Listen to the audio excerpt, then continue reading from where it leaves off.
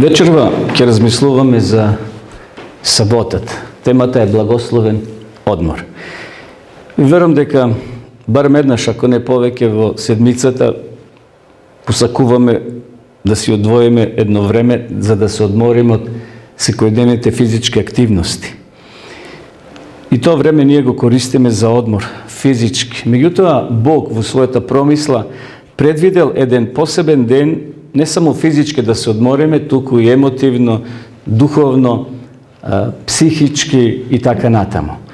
И навистина, благослов и исцелување на седмичниот ден Господов се кријат во тој ден Господов, ако ние го прифатиме, ако ние тој ден го усвоиме и ако ние во тој ден навистина уживаме како што Бог во почетокот тоа го замислил кога го создал овој свет и првите луѓе.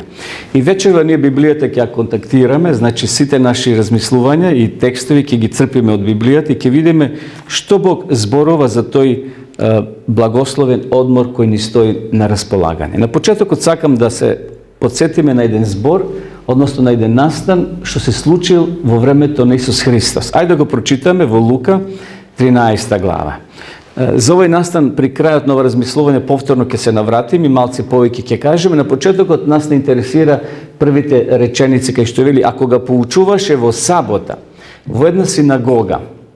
Ете, таму беше една жена која 18 години имаше дух предизвикувач на болеста и беше згрчена и не можеше да се исправи. Штом Исус ја виде, ја повика и рече: жено, ослободена си од својата болест. За жената ќе кажеме малце подолу, значи подоцна, меѓутоа интересно овде Исус вели текстот поучуваше во сабота. Секоја сабота Исус одел на собрание и одел на богослужение. Интересно, ако сме живели во времето на Исус Христос и ако сме ја посетили неговата работилница, неговиот дуќан, од недела до петок на вратата пишувало отворено. Значи имало надпис кај што пишувало отворено од недела до петок. Меѓутоа, ако сте дошле во сабота, случајно нешто сте имале хитна работа, можеби некоја мотика да ја поправите или некоја друга работа имате дрводелска да ја завршите, би прочитале на неговата врата во сабота не работиме. Значи и денеска Исус кога би бил нова земја, на неговата фирма би пишувало во сабота овој наслов: во сабота не работиме. Додека од недела до петок Исусовиот дуќан наистина, браќи и сестри, бил отворен. Библијата зборува дека постои седмичен ден во седмицата кој е плод на Божиот копнеш да биде во тесна заедница со својот народ, со своите деца. Исус ни оставил во тоа добар пример. И навистина, кога читаме во Светото писмо, имаме многу докази дека Исус во сабота, како што вели овде текстот, да се навратиме повторно на овој текст, и дојде во Назарет, каде беше пораснал. Влезе во саботен ден во синагогата, според својот обичај, и стана да чита. Овде можеби ќе ви запне на око зборот обичај. Што е тоа обичај? Имате ли вие некои обичајни работи што ги работите во животот? Дали имаме? Секако имаме. Со која рака си ги миете зъбите? Со левата или со десната? Се зависи кој како, така? Можеби некои се десњаци или леваци. Но, интересно, кога размислува за зборот обичај, дојдов до сознание дека Исусовиот обичај било во сабота доди во црква, не во недела, не во вторник или во среда. Што не значи дека кога има во среда е грев. Меѓутоа, тој имал седмичен ден, посебен, одвоен, каде што одел во храмот, одел овде вели во синагогата и таму го проучувал писмото.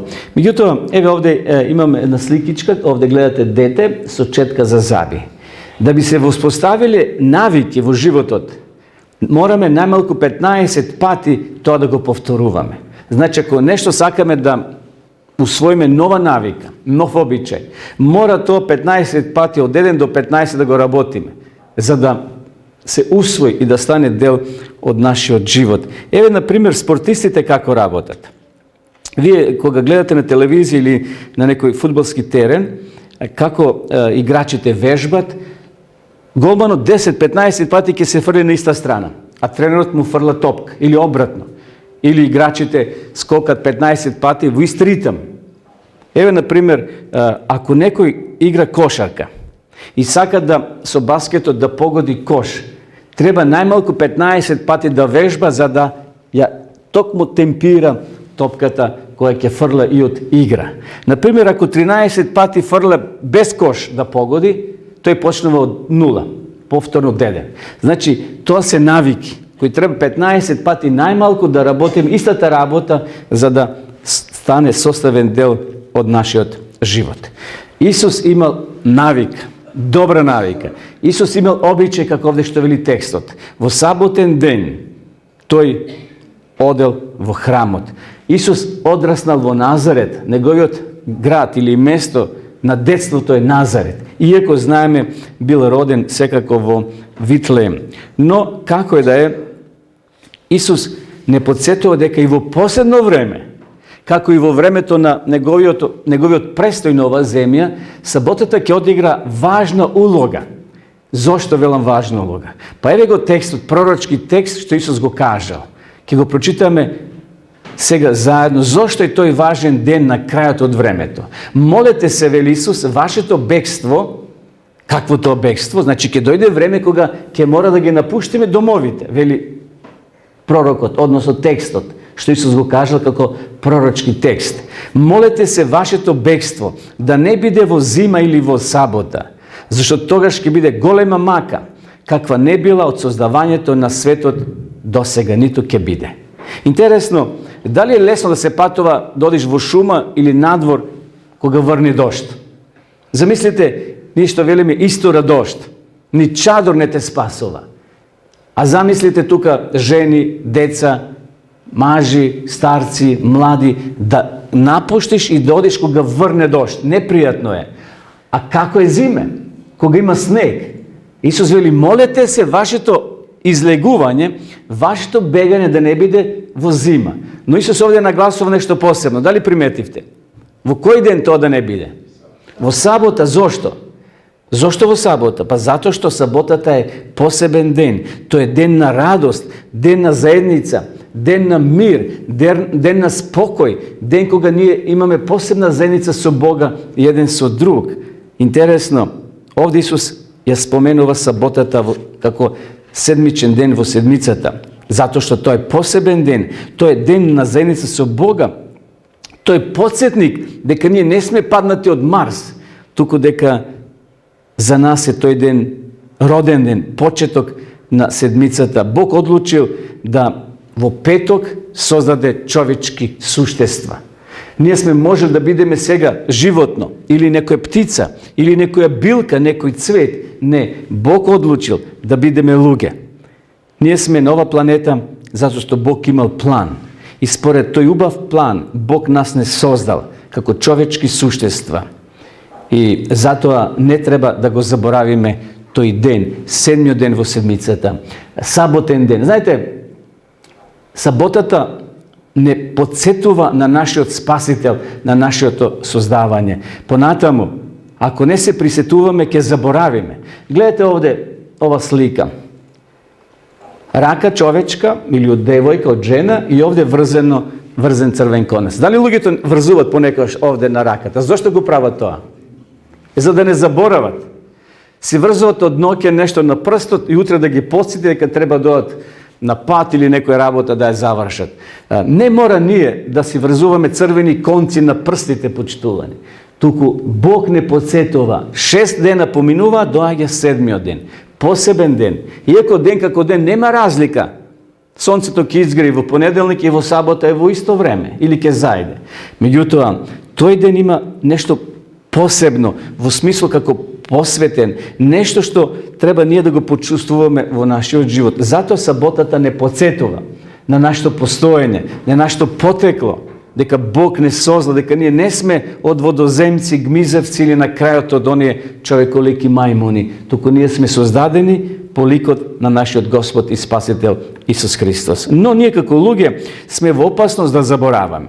Еве, еден пензионер бил сам веќе 80 години, живел во старски дом. Znači, nemao semejstvo i odlučil tamo da žive. No, dodika неговиот престој, додека престојувал во старскиот дом, имало и многу други госпоги, жени, исто така на негова возраст од 80 години. И така еден ден тој се залюбил во една жена. Еве една сликава, некоја госпоѓа на возраст од прилика негова 80 години. Заедно седеле, заедно си јаделе и така се создала една симпатија помеѓу нив двајцата. И овој старец решил еден ден да ја запроси. Отишел, купил еден букет цвеќе, донел, клекнал и рекол: дали сакаш да бидеш моја невеста? Дали би се омажила за мене? Господјата се насмевнала, скоро почнала да плаче од радост и рекла: да, сакам да се омажам за тебе. Таа вечер била фантастична. Заедно вечерале, на крајот се поздравиле и секој си заминал во својата соба. Наутро, за поедок, се договориле повторно да бидат заедно. И жената дошла малку порано, седела тука за масата, храната била веќе поставена и ете го старецот полека доаѓа, но некако загрижен, не така весел. Кога се приближил до масата, седнал и жената го поздравила: добро утро, Биле. Што се случило? Зошто си така невесел? Некако збунето ми делуваш. Немој да ме прашуваш, рекол тој. Па што се случило? Знаеш, синуќа, те замолив да се омажиш за мене. А заборавив дали ми кажа да или не. Те молам, подсети ме. А таа почнала да се смее и потоа проговорила: така ми е мило што ме праша, бидејќи и јас сум вознемирена. Всушност, се сеќавам дека синуќе на некого му кажав да, но заборавив кој беше тоа човек, дали ти или некој друг. Така ми е мило што ме праша. И што се случило? Фактички двајцата заборавиле. Заборавеноста е опасна работа, почитуване. Овде може би малце и смешна, но сепак заборавеноста е опасна работа. Ако ние го заборавиме седмиот ден, се сме изгубиле во живот. Ако празнуваме погрешен ден, исто така е опасност. Бог не подсетува. Исус не подсетува и вечерва да разбереме. Посебно, заборавеноста доаѓа до изражај во 19. век, кога се појави книгата, Дарвиновата книга Потекло на врстите. Всушност, таа книга го променила човечкиот поглед кон создавањето на светот. Милиони луѓе станале атеисти. Милиони луѓе го отвориле Бога. Во овој нов поглед, што Дарвин го воспоставил, нема место за Создателот, нема место за Бога. Ја не знам дали и овде во овој град или во нашата земја има луѓе кои се уште веруваат во оваа книга и во оваа теорија, која нема основа, нема база, се е на предпоставки, но на жалост ѓаволот успел да го насочи човечкиот поглед наместо кон Бога, кон еволуцијата, кон природата. Замислите, овој часовник јас го најдов во отпад, тамо во нашиот отпад во Кавадарци. Бев неодамна, изедов неколку железа, ги фрлив и падна доле и си најдов часовник. Верувате ли во таа приказка?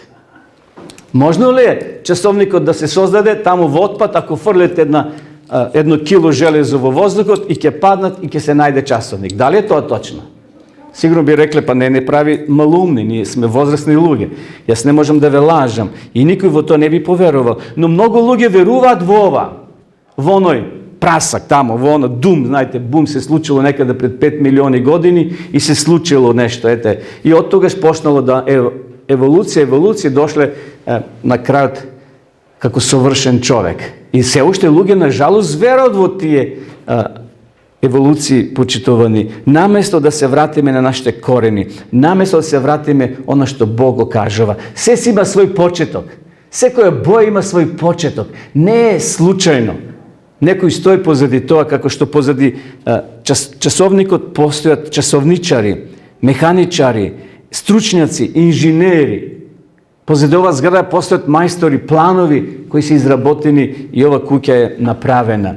Така да Исус нас денеска не повикува да се вратиме на почетокот на нашите корени. Бог кој од стари времења, многу пати на многу начини им зборуваше во последните денови, ни зборува преку Синот, кој го постави за наследник на се и преку кого ги создаде вековите. Значи, овој текст Павле не подсетува дека се е создадено преку Исус. Исус е таа карика, Исус е таа ударна игла преку кого е севели создадено овде. Тој е наследник на се и преку кого ги создаде вековите или би рекле световите. Значи, тој Исус Христос не е само кнез на мирот, тој Исус не е само господар на животот, не е само господар на утехата, туку тој е Бог, создател, оној кој ги створил световите, оној кој рекол таму, како што читавме на почетокот во прва Мојсеева прва глава, и беше утро и беше вечер, и беше многу убаво. Ден прв, ден втори, така натаму, беше многу убаво. Тие зборови ги изговарал Исус Христос. Ајде сега да одиме еден чекор понатаму. Да се малце позабавиме и да видиме таа слика на создавањето. Многу добро или многу убаво. Гледате, Исус е создателот на се што се гледа и што не се гледа на оваа планета. Секое животно што било создадено, Исус му дал име. Кога поминували животните, тој им бил фактички Адам и Ева им давал име, но тоа Бог преку умот на Адам и на Ева. И денеска ние ги имаме имињата на овие животни. Исус е создател на се. И на микробите, и на молекулите, и на ДНК-та, на се што постои. Позади тоа постои подпис Исус Христос. Еве еден краток сажеток на создавањето. Во првиот ден вели текстот, вели Библијата, дека Бог го одвојува светлото од темнината. Во вториот ден Бог ја одвојува водата од воздухот. Значи, се си има свое место.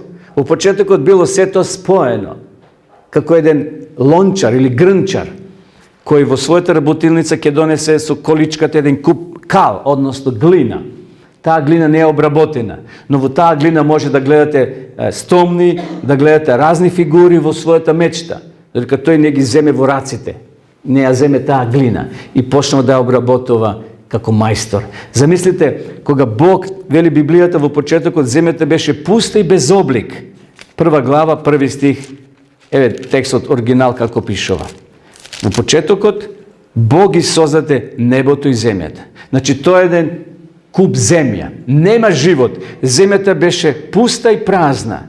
Темнината се простираше над бездната и Божиот дух се движеше над водите. Но сега дошло на ред ова наша земја, ова наша планета да се обликува, да се создадат услови за живот. И еве го распоредот. Вториот ден Бог ја одвојува водата од воздухот. Третиот ден морето од копнето, копното дава жито. Полека Бог пушта семе. Тоа семе никнува. Ден четврти Бог ја полни вселената со светло, со сонце, темнина, месечина и звезди. Понатаму водата со риби, воздухот со птици. Веќе се создаваат услови за живот. Полека како едно дете во утробата на својата мајка, 9 месец и полека детето веќе е подготвено да се роди. Ова земја е родена и веќе се оспособува за живот, за кој час ќе дојде и првиот човек. Шестиот ден суво, копно, животни и луѓе.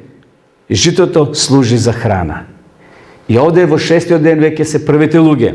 Бог создава прекрасен пар. Но гледате долу седмиот ден, што пишува? Одвојување и полнење. Бог ги завршува сите активности. Тој ја создава заедницата и ја чува. Вистински споменик во времето. Интересно, сето тоа го гледаме во тие 6 дословни денови, кога Бог ја создаваше нашата планета нашата земја. И вели Библијата, создавањето е довршено. Ако читаме сега во втората глава од првата книга Мојсеева, еве, бидејќи текстот го немаме овде на екранот, јас ќе го прочитам од Библијата. Вели, и така беа довршени небото и земјата со сето свое воинство. И на седмиот ден, обратете внимание, вели, на седмиот ден Бог ги заврши своите дела што ги направи и се одмори во седмиот ден од сите своји дела што ги направи, и Бог го благослови седмиот ден и го освети или посвети, зашто во него се одмори од сите своји дела кои ги создаде Бог и ги направи. Значи сега комплетно земјата е создадена, подготвена тука да живе човекот вечно. Овде бил рајот, почитувани, на Блискиот Исток. Меѓутоа знаеме со појавата на гревот, тој рај бил повлечен од страна на Бога. Значи, зборот завршено се спомнува 3 пати во Библијата. Јас сега ќе ве подсетам. Значи, првиот пат се спомнува кога вели Бог готово е, свршено е, завршено е. Значи, тој е еврејски збор, завршено, значи целокупно е. Се сврши, се појава 3 пати во Библијата. Најпрвин кога Бог ја создавал нашата планета. Втор пат, знаете кога е кажен овој збор? Кога Исус на крстот беше раснат. Кога Исус ги броеше последните секунди, кога Исус на крстот ги поминуваше последните минути во агонија, и знаеме што се случи, кога ја испи чашата до дно, што каже Исус? Свршено е, завршено е. Значи, по втор пат се спомнува зборот свршено е или завршено е на Голготскиот крст. Но имаме и трет пат, кога тоа ќе се случи во иднина. Кога ќе дојде крајот, кога Исус горе на небото и каже совршено е, свршено е, готово е. Кој е свет, нека биде и понатаму свет. Кој е лош, нека си остане лош. Тоа го пишува во последната глава во Откровението, во 22-та. Значи, тоа се 3 збора. Односно, еден збор 3 пати се повторува. Кога Бог ја создаваше нашата земја, тогаш знаеме дека Бог вели завршено е, совршено е, се е комплет направено.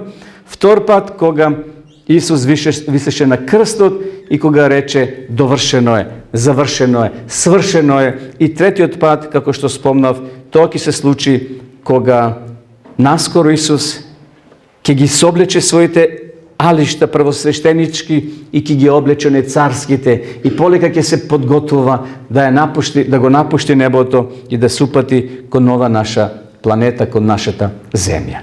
Значи, таму на крстот, почитувани, е извојувана победата. Таму Исус му зарил нож на сатаната. И сатаната денеска е како ранет лав, знаејќи дека времето му е кратко, и тој ќе прави се од своја страна да луѓето ги заведе. Наместо саботата да ја светкуваат, да ја празнуваат, тој ќе ги потикне да ја празнуваат лажната сабота, тоа е неделата. Значи, или некој друг ден во седмицата, наместо тој Божи ден. Значи, ние одмараме зошто во сабота? Затоа што е довршено создавањето. Понатаму, тука е довршено откупувањето. Значи, пишува таму во 1 Мојсеева 3 глава 15 стих дека тој пророштво кој ќе се исполни овде, кога сатаната ќе биде стапнат од страна на Исуса на неговата глава како она змија. Значи, еве го третиот пат. Откровение 21 глава 6 и Откровение 22 глава, таму се запишени тие зборови дека комплетно ќе биде се завршено кога Исус ќе се појави под втор пат на оваа планета. И на седмиот ден Бог ги заврши своите дела што ги направи. И се одмори во седмиот ден од сите своји дела што ги направи. Замислите една ваква слика. Да земе еден пример. Еден човек имал 7 керки. И едно момче по име Мирослав се забавувал со една од тие 7 негови керки. Ја засакал најмалата, најмладата. И еден ден, видејќи толку е сакал веќе да склучи брак со неа, дошол кај таткото и рекол: ја сакам најмалата ваша керка да ми биде жена. Дали ќе ми дозволите? А таткото, еве што кажа: Мирославе, јас имам 7 керки. А зошто ја сакаш токму последната, најмалата? Па еве јас може да земеш првата, втората, третата, четвртата, петата или шестата. Имат исти гени, родени се од иста мајка, имат скоро слични или исти навики. Зошто си се одлучил токму за седмата? Меѓутоа, Мирослав вели: не, Господине, сите јас ги почитувам 6 ваши керки. Но ова ми е посебна, ова ми е толку драга, толку ми е мила и сакам со неа да бидам во брак. Почитувани, некои тоа го прават и со седмицата. Се е исто име. Како што таткото рекол, земи ја првата или петата или шестата. Некои може и почитуват првиот ден, некои вториот ден, некои шестиот ден, меѓутоа не е тоа исто. Не е исто ти да го празнуваш вторник, четврток или понеделник или недела наместо сабота. Не. Ние, значи, може било во кој ден да одмараме, но тоа ќе биде само еден обичен одмор во тој ден. Но ако ја земеме саботата како посебен ден, тоа е нешто посебно, зашто тогаш и самиот Бог се радува и тој ден не подсетува на создавањето дека е тоа Божи траен подсетник на нашето потекло. Еве, во овие коцки ни се означени деновите во седмицата. Значи, при создавањето, како Бог ја создаваше нашата земја и се она што беше внатре, како што претходно ги читавме на скица, кога се подсетувавме на деновите и самото создавање. Седмиот ден е круна, седмиот ден е подсетник, седмиот ден е роден ден, седмиот ден е време на заедница, посебна заедница меѓу човекот и Бога. И затоа, браќи и сестри, ако почитуваме некој друг ден, ние немаме благослов од тоа. Значи, седмиот ден е благословен, седмиот ден е посветен. Во седмиот ден тој се одморил. Самиот Бог се одморил во седмиот ден. Тогаш вели се одморили животните, односно биле благословени самите животни. Бракот е воспоставен во Едемската градина, е благословен. Гледате колку работи произлегуваат од седмиот ден, а тие благослови не произлегуваат од другите денови. Седмиот ден е саботата, шабат, што значи одмор. И затоа ставаме нагласок во предавање на благословот кој го наоѓаме како одмор во денот саботен што Господ го воспоставил. Понатаму, благослов служи и помага во континуитет на животот. Раѓајте се и множете се. Гледате, тука има благослов. Бог дал благослов на човечкиот пар да ја пренесува врстата на човек. Раѓајте се и множете се. Еве, овде имаме податок, кога е во прашање одморот и самата рекреација во сабот. Шведските психолози, кои не биле верници, биле атеисти, направиле еден експеримент, односно едно истражување за човечкото суштество. Како функционираме ние како луѓе, како суштество. Еве до какви резултати дошле. Вели, ние сме создадени да работиме 6 дена, значи 6 дена од недела до петок, а после тоа треба да се одмориме еден ден како би останеле здрави ментално и физички. Внимавајте, ова го кажуваат луѓе кои се атеисти, кои не веруваат во Библијата, кои не веруваат во овој циклус седмичен што Бог го воспоставил. Значи, едноставно, вели, ние мора да имаме еден ден, ако тоа не го правиме, ќе станеме неуротични. Мора да ви кажеме, велат тие, дека потребно е еден ден во седмицата да земеме за одмор.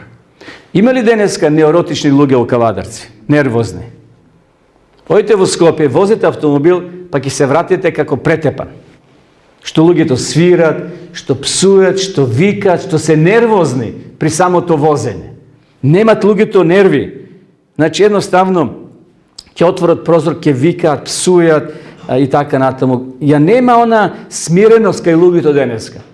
Да се насмевне, да те почека. Колку луѓе гинаат на оние пешачките премини? Дали гинат луѓе? Зошто? Па оние другите немаат време да чекаат, да застанат со автомобилот. Нервозни се. Не ги почитуваат законите и прописите. Денеска, например, газдите ги терат, може би, своите работници да работат преку 100 часови во седмицата. А шведските психолози, еве што велат, кои не верувале во Бога, тие потврдуваат. Вели, ако не одвоите еден ден во седмицата, веројатно, вели, ќе останете подолго време во болничкиот кревет. Дали ни е потребно време да останеме повеќе во болничкиот кревет, или ако земеме еден ден во седмицата и да се ослободиме од сите своји активности физички, дневни, и да се посветиме на Бога, и физички, ментално, и психички, ќе бидеме растеретени и ќе бидеме благословени. Саботата никогаш не била ексклузивна еврејска институција. Таа е дадена на целото човештво. Денеска некој вела, па таа е еврејска. Никаде не пишува дека саботата е еврејска почитување. Па првиот евреин, знаете кој бил? Аврам. А земето од Аврама наназад колку години поминало? Стотици години. Луѓето ја празнувале саботата како седми ден. Адам не бил евреин. Адам пишува тамо во Лука, првата глава, бил Божи син. Така пишува, ако одеме во тоа родословие. Така да, саботата никогаш не била ексклузивна за некој народ да биде врзана. Таа е дадена на целото општество, на сите нас. Саботата е ден на одмор и рекреација. Ден каде ќе ги наполниме своите батерии, физички, емотивно, духовно, ќе дојдеме таму кај што се собираат луѓето да го славиме Господа. Имаме троstruк однос во саботата, значи однос со Бога, однос со ближните, однос со природата околу нас. Гледате, во саботата имаме време и физички да се одмориме, да посетиме некој наш ближен, да го храбриме, дали во болница, дали дома, да отидеме, да поразговараме, да се радуваме и да излеземе во природа. Како што Исус што правил, често пати излегол во природа. А знаеме во природа каков е воздухот. Пријатен и здрав и потребен за нашиот организам. Саботата е создадена за односе, не само за одмор. Затоа да живееме дисциплиниран и испланиран живот, почитувани. Сето тоа се крие, гледате, во тој седмодневен циклус, односно во саботата како ден кој Господ го создал. Еве, да кажеме неколку зборови за седмодневниот циклус. Знаете на што мислам? Колку е потребно на земјата да се сврти околу сонцето? Колку време е потребно? Така е, една година, 365 денави и неколку часови. Тоа е една година, така? А колку време е потребно на месечината да се сврти околу земјата? Месец, еден месец. Или 28,5 дена. Зашто знаеме некои денови се 30, некои 28, некои 37, но ако земе некој просек, 28,5 дена. Што тоа значи? Така сме дошли до месецот. Како е основа месецот? Значи, врз основа на тоа. Тоа се случува. Тоа е еден циклус. Например, атомските часовници. Како се штелуваат? Па се штелуваат благодарение на тоа. Значи, едноставно, на тоа се тие штелуваат и да можат да се наштелуваат часовниците како што треба.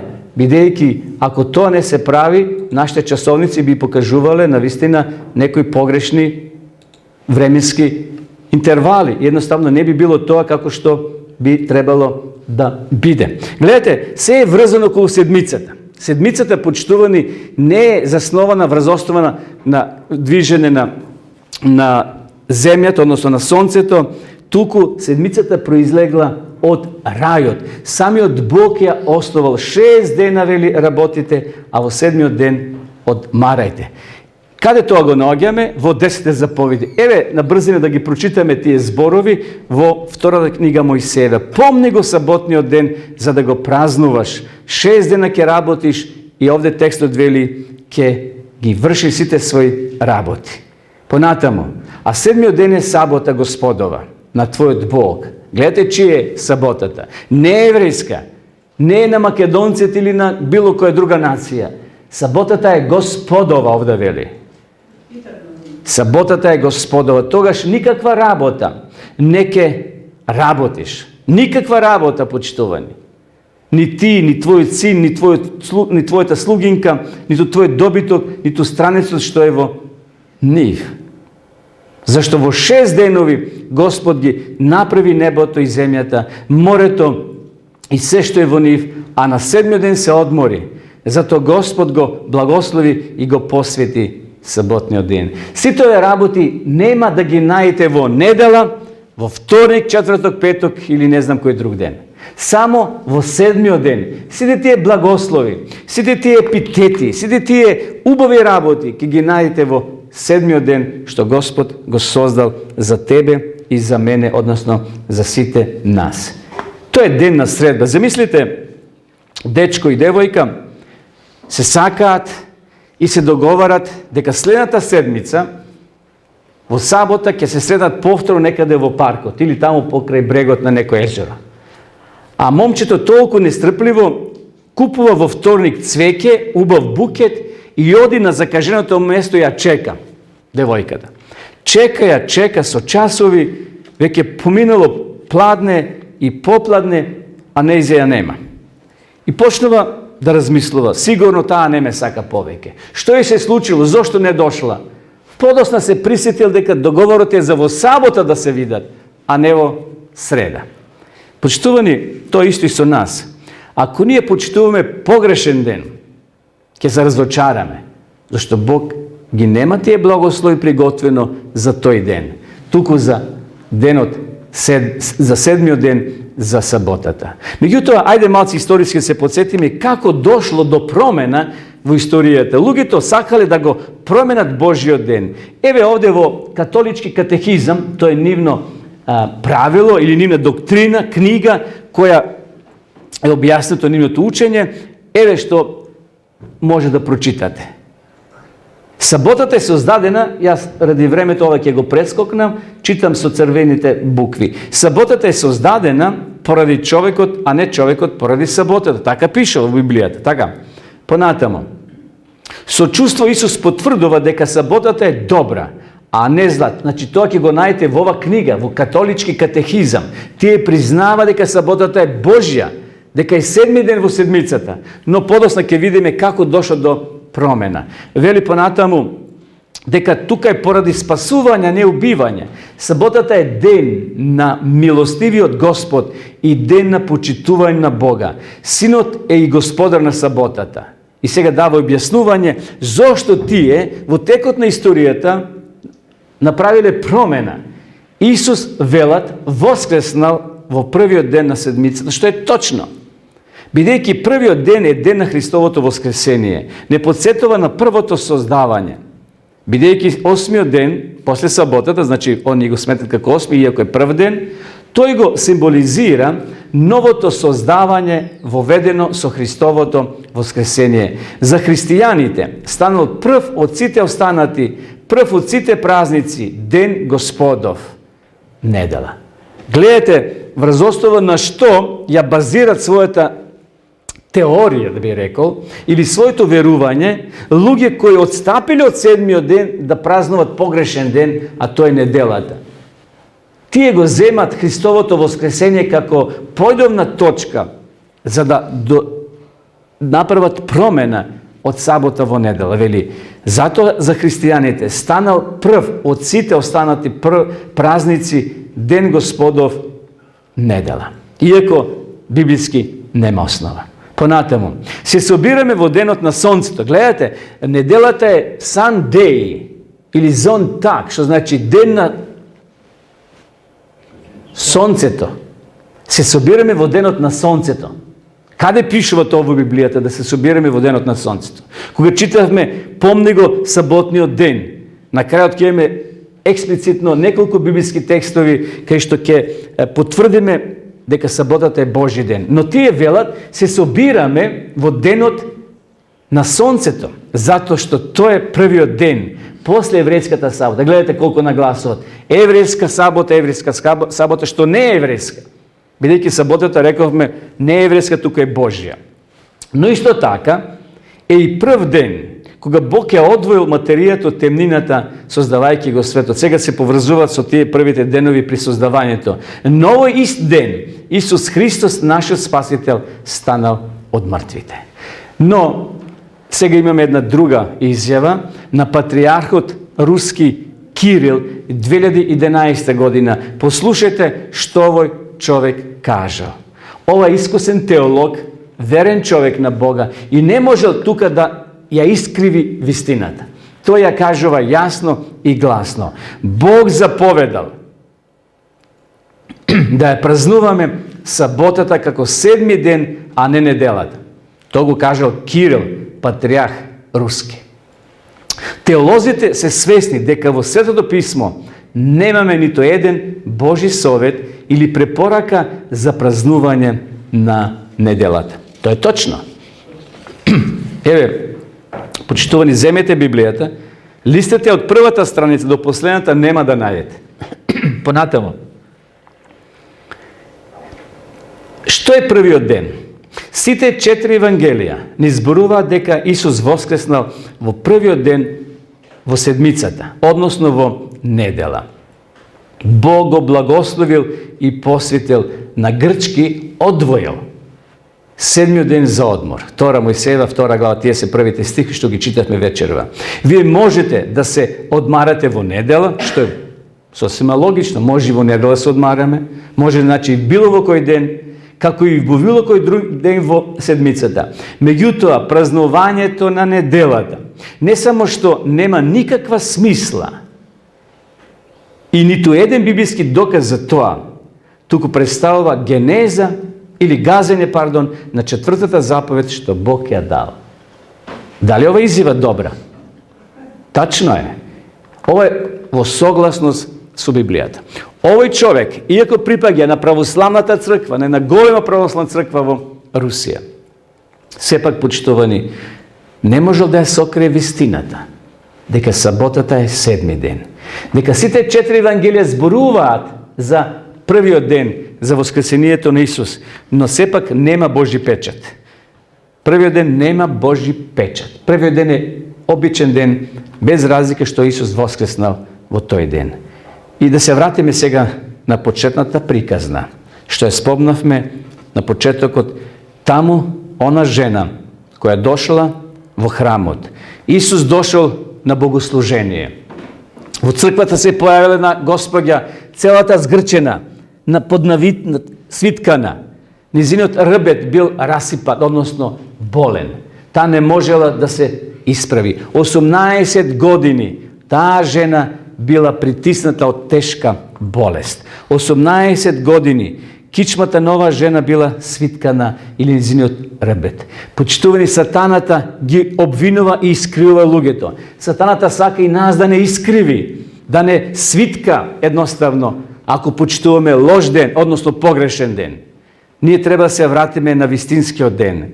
И што се случува? Исус овде проповеда, ја примител ова Господја, ова жена, ја повика да дојде напред, ја допира.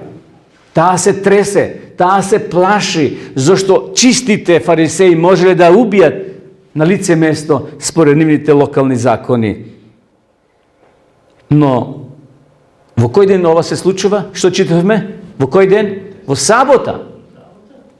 За таа жена саботата ќе остане траен белег, позитивно мислам, бидејќи ќе биде излечена и ќе биде ослободена. А фарисеите ќе го осудат Исуса, ја прекршува саботата, затоа што наводно лечел.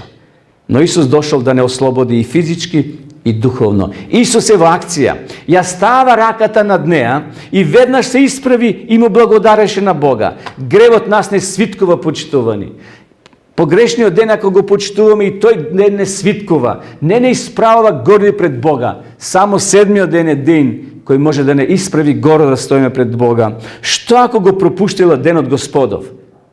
Ако останала дома? Ѓавот ја држал свиткана цели 18 години. Затоа во Господовиот ден не треба да го препуштиме, да ја препуштиме средбата со Бога. Таму кај што се собира Божиот народ, во саботниот ден треба да дојдеме. Таму да се поклониме. Tamo da go slavime Gospoda. Ova žena koja ostanala doma, bi ostanala vrzana cel život svitkana vo svojata bolest. No rešila vo sabota da odi vo crkva. Rešila da se sretne so spasitelot, so izvorot na životot i ta bila oslobodena. I deneska vo site kalendari, nažalost, promeneta saботата во недела. Во мал број на календари ќе најдете овај календар ваков, кај што саботата е 7 ден. На некој му одговара да биде неделата 7 ден, што не е библиски, нема логика. Неделата велат 4 евангелија, е првиот ден во седмицата кога Исус воскресна. Отворете календарчи православно било кое, ќе пишува таму дека Исус воскреснал во првиот ден на седмицата, а тоа е неделата, а не саботата. Односно, саботата е 7-миот ден, а неделата е прв ден во седмицата. И еве, при крајот на размислување да ве подсетам само нешто, дека во последно време повторно ќе има борба помеѓу еволуција и создавање. Еволуцијата си нашла овде подлога.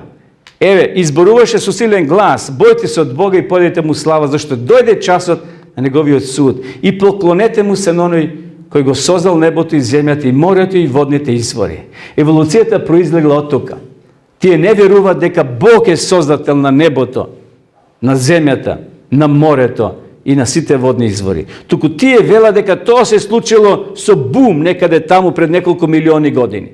Не, Бог не подсетува дека во тројната ангелска вест, да не ја забораваме и саботата, дека во последно време тројната ангелска вест, тие три ангели повторно ќе го повикуваат народот да се врати на корените. Таму да се врати кај што бил во почетокот. Саботата е почитувани идеален одговор на повикот на Евангелието. Дојдете кај мене, сите кои сте уморени товарени, јас ќе ве одмора. Гревот нас не притиска, да е свитка нашата кичма. Бог сака да не исправи и тој вели, дојдете кај мене такви какви што сте. Јас ќе ве ослободам, јас ќе ве благословам. И тој ми зборуваше, саботата е создадена поради човекот, а не човекот поради саботата. Синот човечки, овде пишува, е господар и од саботата. Зашто на Божиот народ, гледате сега, овај во Евреите го пишува, поминало 100 години од Христовото заминување. Учениците, апостолите веќе се мртви. Павле се уште живее.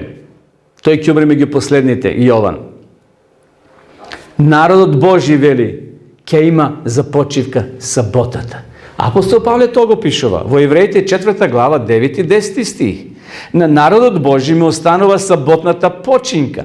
Имено кој влегол во неговата починка, тој се одморил од своите дела како и Бог од своите. И понатаму Павле вели, и така да се погрижиме да влеземе во Христовата починка, за да не падне некој по примерот на истата непослушност. Ке влеземе ли ние вечера, почитувани, под покривот на Бога? Ке влеземе ли ние во Христовата починка? Или ќе отидеме под некој лажен шатор, кој прокиснува? А тоа се сите останати 6 дена ако ги почитуваме, ако сме направиле замена од сабота во некој друг ден. Бог денеска и вечер не подсетува да се вратиме назад на своите корени. Саботата е доказ за нашата верност. Сите 10 заповеди се логични, освен 4-та. Но тука лежи благословот. Бидејќи кој целиот закон ќе го запази, а согреши во една, виновен, вели Јаков, е за сите. И сосема на крај да споменеме еден настан накратко. 1898 година во Кина дошло големо востание, голема побуна. Били убиени сите странци и сите христијани мисионери, а претходно биле мачени и тепани. Прочитав за еден човек, христијанин, мисионер, кој бил мачен до смрт. Еве, што му направиле? Гледате, овде има една слика, односно, овде се маски, но што е тоа? На тие затвореници им ставале железен кафес, односно ги ставале во железен кафес. Под кафесот палеле оган и така тоа железо се загревало, на тој начин ги приморувале тие христијани за да се откажат от Бога. И во тие затворени простори воздухот бил жежок, немало воздух скоро и луѓето се онесвестувале и некои умирале. И сега се вели во овој пример за овој човек, му рекле, ќе го спуштиме кавезот само ако се откажеш од твојот Исус и од твојата вера. А тој одговорил, никога што нема да го направам, рекол мисионерот. А тие уште повеќе го загревале оганот, за да се загрее тоа железо, тој железен кавез. Одеднаш човекот почнал со раците да дава некои знаци и тие помислили неговите мачили, кои го мачели, дека сигурно се предомислил и сака да се покае, односно да се откаже од Бога. Му отворил една врата и го прашале, што е?